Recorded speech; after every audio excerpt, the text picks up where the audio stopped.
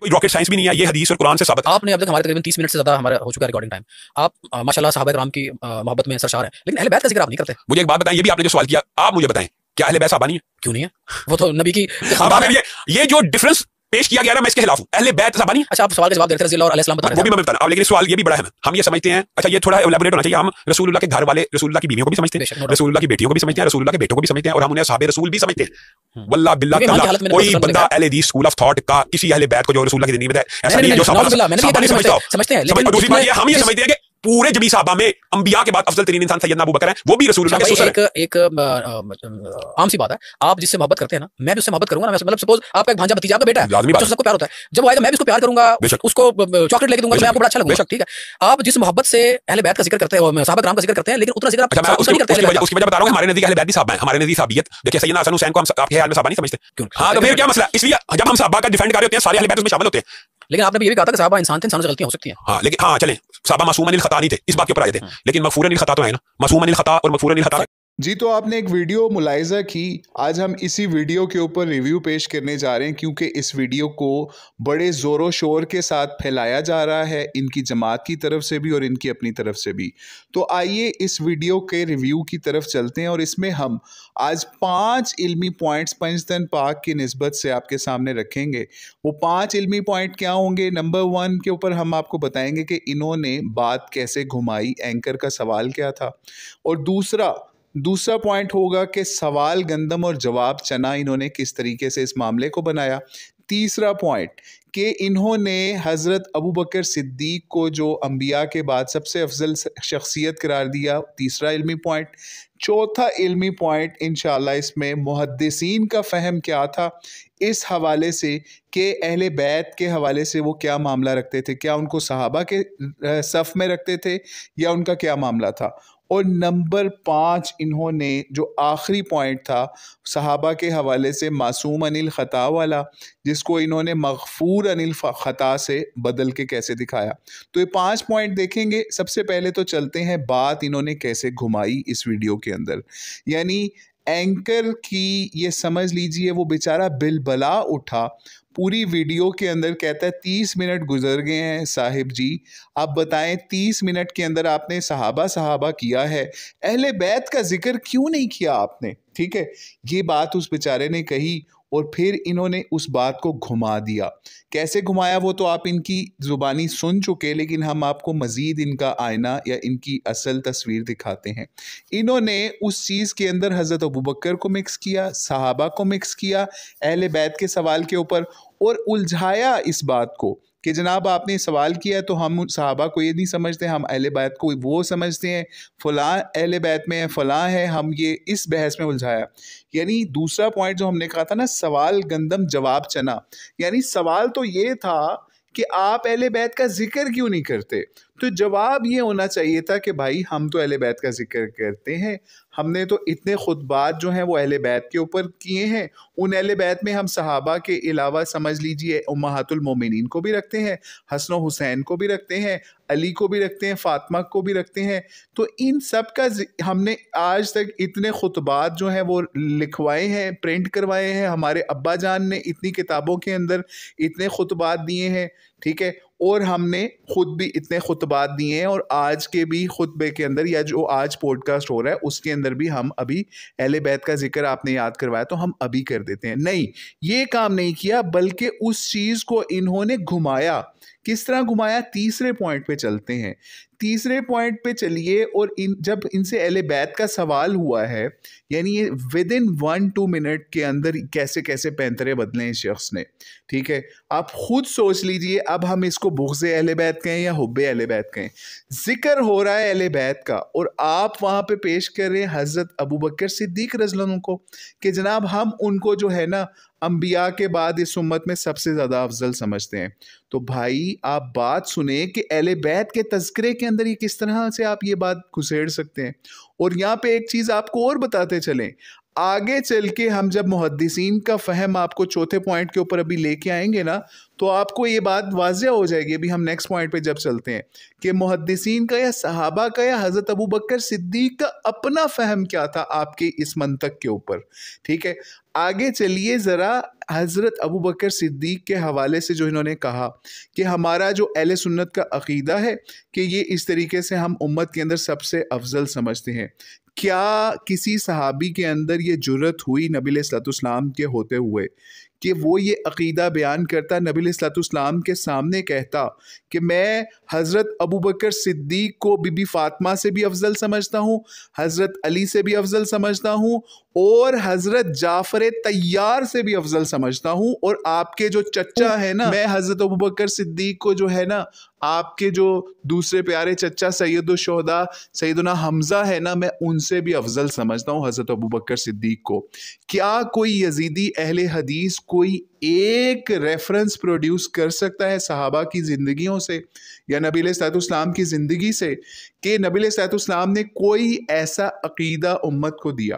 अहले सुन्नत का ये अक़ीदा है, क्यों है, कैसे है, वो उन रवायतों की तरफ हम अभी नहीं जा रहे, लेकिन हम अहले हदीस के दो उसूल होते थे, अतीउल्लाह व अतीउर रसूल। तो भाई अतीउर रसूल के अंदर हमें ये उसूल दिखा दे कि नबी अलैहिस्सलाम ने हज़रत जाफ़र तैयार से, हज़रत हमज़ा सैयदुश्शुहदा से किसी शख्स को भी उनकी ज़िंदगियों के अंदर ये बात के अंदर अफजल मान के कहा कि ये बंदा मेरे इन दोनों प्यारों से भी अफजल है। आप रेफरेंस दिखा दें या दीगर और भी अहले बैत के हवाले से भी रेफरेंस कंपेयर करके दिखा दें। ठीक है, देखते हैं जवाब के अंदर यजीदियों की तरफ से कोई हवाला आता है या वही बोंगियाँ आती हैं जो इस पॉडकास्ट में इन शख्स ने मारी। ठीक है, अब आप सुनते जाइए ये बंदे अपने मुंह से कैसे एक्सपोज हो रहे हैं।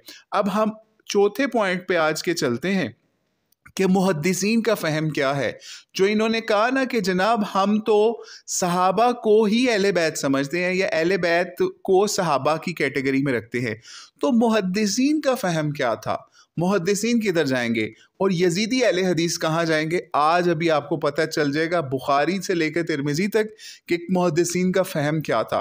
सही बुखारी के अंदर जब हम 3713 रवायत के ऊपर जाए ना, ये सिर्फ आपको सैंपल बता रहे हैं, वरना दर्जनों हवाले ऐसे हैं जिसमें मुहद्दिसीन ने बाकायदा मनाक़िब और फ़ज़ाइल के बाब या अबवाब जो है ना वो अहले बैत के लिए अलहदा मुकर्रर की हैं, सहाबा के नाम से उनके ऊपर काम नहीं चलाया। ठीक है, हम बुखारी और मुस्लिम का आपको ये बताते चलें कि इनका ये मामला था, जब सहाबा के मनाक़िब बयान करते थे ना तो बाब से पहले किताब बांधते थे, यानी किताब फ़ज़ाइल सहाबा, और फिर जैसे सही बुखारी के अंदर 3713 रवायत के ऊपर आप जाएँ तो वहाँ पे रावी भी हज़रत अबू बकर सिद्दीक़ हैं, इब्ने उमर हैं। उस रवायत के ऊपर जब इमाम बुखारी पहुँचे तो उस किताब तो चल रही थी फ़ज़ाइल सहाबा, लेकिन फ़ौरी से वहाँ पे क्या बाब बांधा जिसके ऊपर यजीदी अहले हदीसों को आग लगेगी। उन्होंने फ़ौरी इस किताब के ऊपर बाब बांध दिया मनाक़िब किसके, मनाक़िब क़राबत रसूलिल्लाह व मनक़बत फ़ातिमा अलैहिस्सलाम। ठीक है, बिन्त नबी, यानी फ़ातिमा को अलैहिस्सलामुल अलैहा या अलैहिस्सलाम लिख दिया वहाँ पे, और फ़ौरी मुनाक़िब किसके, अहले बैत के वहाँ पे रिश्तेदारों के बांधे, यानी बाब बाकायदा कायम किया। लेकिन यजीदी अहले हदीसों को इमाम बुखारी का ये फ़हम या मुहद्दिसीन का ये फ़हम कबूल नहीं। आगे चलिए, यजीदी अहले हदीसों को यहाँ पता चलेगा कि यहाँ पे हज़रत अबू बकर सिद्दीक़ ने क्या गवाही दी। इसी रवायत 3713 के ऊपर आप जाइए, ये हदीस पढ़िए, और वहाँ पे हज़रत अबू बकर सिद्दीक़ क्या कह रहे हैं कि नबी अलैहिस्सलाम का ख्याल आपके अहले बैत में रखो।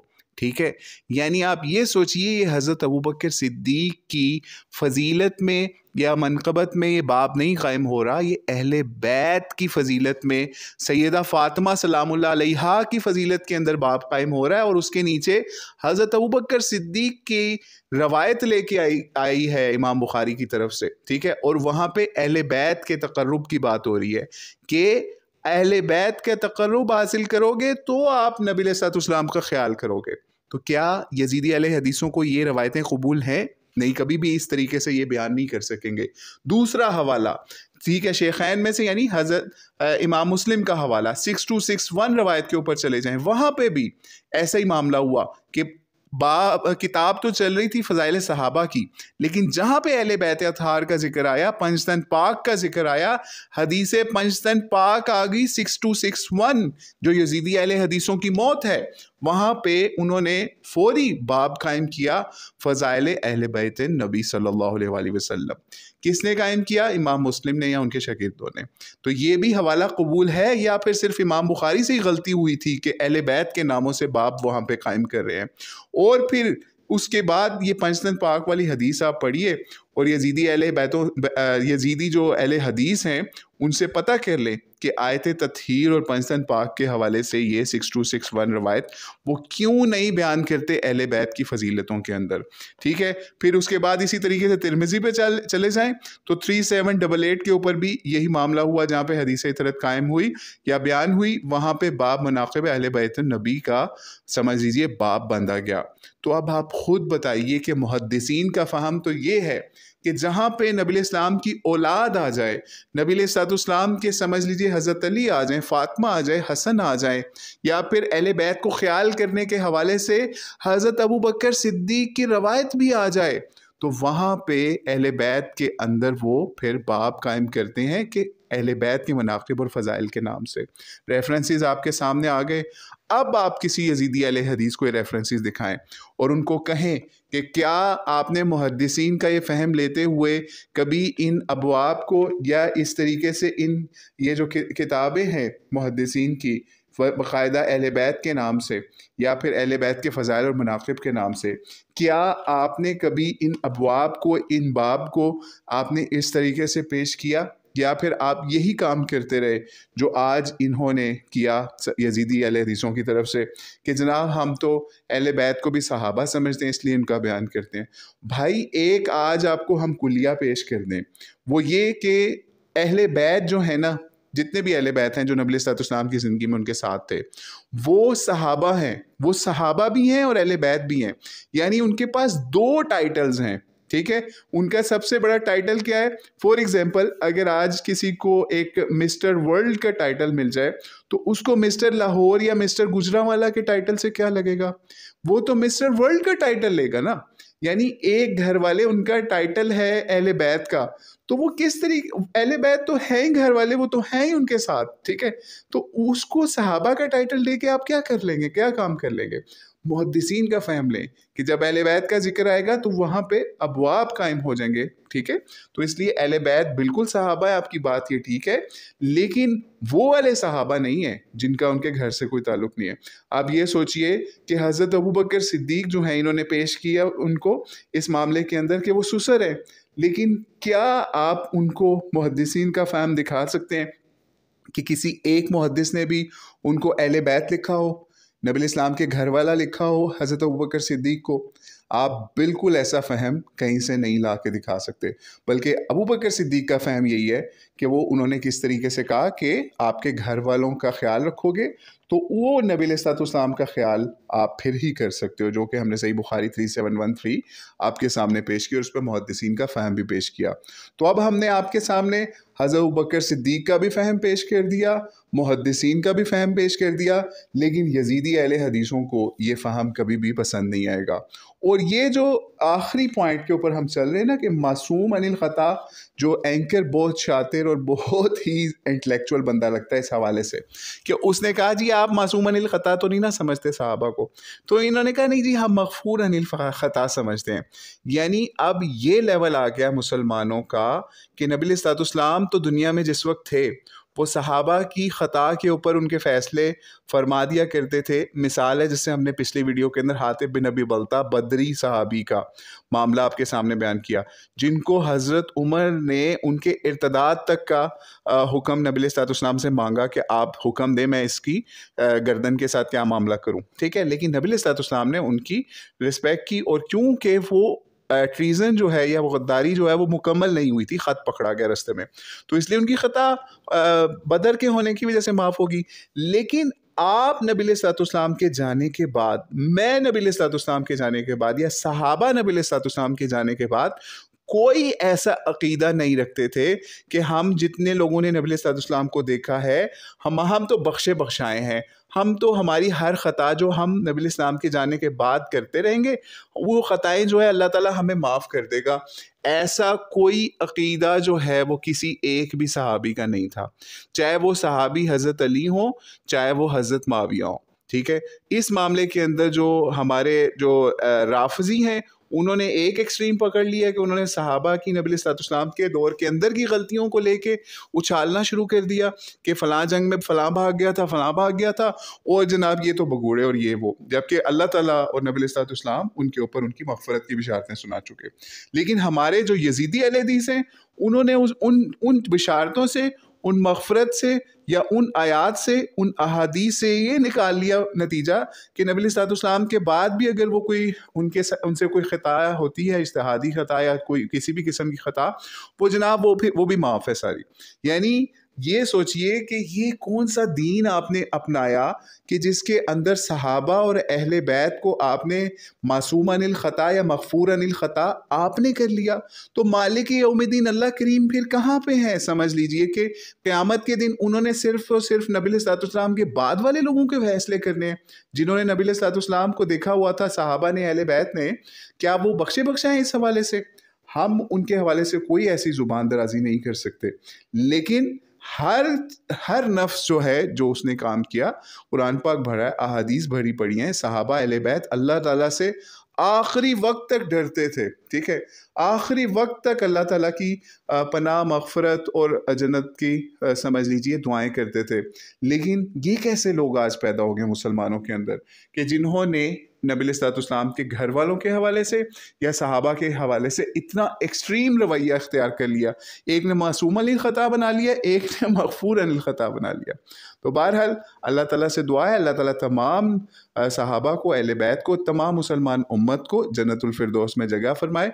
लेकिन आप एक कुलिया ज़हन में रखिए, आप और हम या कोई भी मालिक यौमिद्दीन नहीं है, अल्लाह करीम की ज़ात है। जब तक अल्लाह करीम अपने प्यारे हबीब से हमें बता दिया करते थे कि ये लोग, ये सहाबा जन्नती हैं, ये इनके नाम लेके इनको बिशारत है, तब उन लोगों को हम कहेंगे ज़रूर। लेकिन हम इस तरह की कोई भी जनरल फ़ैसला नहीं बना सकते जिस तरह से लोगों ने बाद में अक़ीदे बनाए मुख्तलिफ़ रवायात की वजह से। तो अल्लाह ताला से दुआ है, अल्लाह ताला इन यज़ीदी अहले हदीसों को कुछ शर्म अता करे, हया अता करे कि मुहद्दिसीन का ही फ़हम ले लें और अपने मिंबरों मेहराब से अहले बैत का बाकायदा अलहदा से ज़िक्र करना शुरू कर दें, जैसे मुहद्दिसीन ने बाकायदा अबवाब कायम करके उनका ज़िक्र किया या सहाबा ने उनका अलहदा से भी ज़िक्र किया। वल्लाहु अअलम बिस्सवाब। अस्सलामु अलैकुम व रहमतुल्लाहि व बरकातुहू।